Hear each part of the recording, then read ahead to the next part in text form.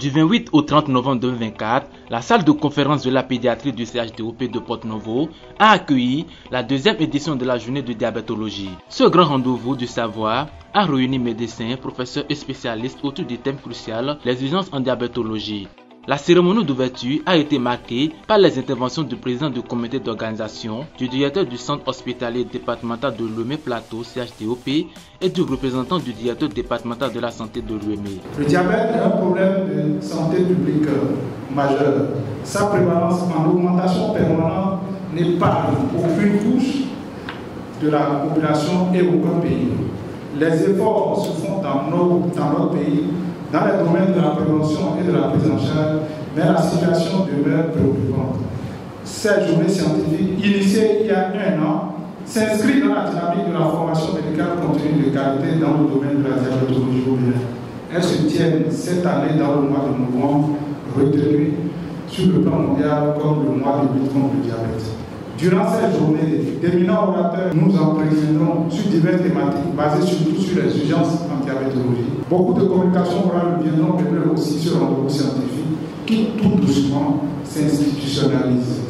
Nous sommes persuadés que les réflexions scientifiques qui seront menées permettront d'améliorer la prise en charge du diabète dans nos formations sanitaires. Comme vous le savez, le diabète constitue l'une des maladies prioritaires au niveau du Bénin, des trois maladies prioritaires au niveau du Bénin.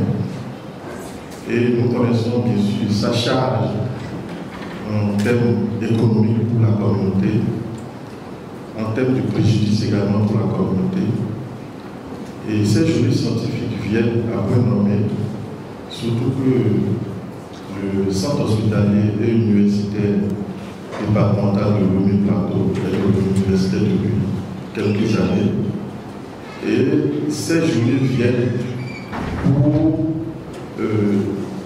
en quelque sorte mettre le CHDO sur le même palier que les autres centres hospitaliers universitaires, à l'instar de ce qui se peut faire dans les autres départements du pays et au-delà du pays. Les différents thèmes qui seront abordés, certainement, ce serait pour faire avancer la science et de façon précise dans notre contexte au niveau du département, puisque les thèmes qui seront abordés, c'est par rapport aux constats qui sont faits au niveau de nos différents services dans le cadre de la prise en charge du diabète. Et donc, ce serait très important et très utile pour nous tous scientifiques, les apprenants également, pour faire avancer la science. Partant de la nécessité du travail collectif pour relever les défis qui s'imposent, le directeur du CHDOP s'est dit fier d'accueillir cette rencontre qui traduit l'engagement envers une médecine de qualité et adaptée aux réalités de notre région. De jour en jour, les urgences en diabétologie s'accroissent et il est nécessaire de s'arrêter pour faire le point, prendre des résolutions et améliorer leur prise en charge. Ceci contribue également à la sécurité des patients que l'ARS s'évertue à déployer. Mais face aux disparités méthodologiques dans la prise en charge de cette maladie, entraînant parfois des surcoûts aux patients, il est intéressant de faire une pause, d'analyser le chemin parcouru et de prendre de nouvelles résolutions. Je vous invite donc à vous pencher sur des résolutions pratiques, mais adaptées à notre population, tout en réfléchissant au protocole de prise en charge curative du diabète sucré et des urgences. Je formule le vœu que vous innoviez dans la promotion de la santé et l'adaptabilité des mesures préventives du diabète pour notre population. Je tiens à saluer le leadership et le sens d'organisation du président du comité d'organisation qui n'a ménagé aucun effort pour la réussite de cette journée. C'est également l'occasion pour moi de saluer le programme national de lutte contre les maladies non transmissibles pour tous les efforts qu'il ne cesse de déployer pour freiner la progression de cette maladie dans notre pays. Je ne finirai pas mon intervention sans vous remercier, vous tous ici présents, et remercier les partenaires de cette activité scientifique que je souhaite très productive. Vive la science médicale, Vive la santé au service du développement. Je vous remercie. Durant 2 jours, les professionnels de santé venus de plusieurs régions ont participé à 10 sessions riches en contenu. Ces ateliers et conférences ont permis de partager des connaissances clés sur la gestion des urgences diabétologie, notamment l'importance du dépistage précoce et des interventions rapides pour prévenir des complications graves. Pour un état de sepsie ou de choc septique, il y a une vasoplégie qui s'installe. Et chez les diabétiques, on a une déshydratation. Quelle soluté il faut choisir? On va revenir sur ça dans quelques instants.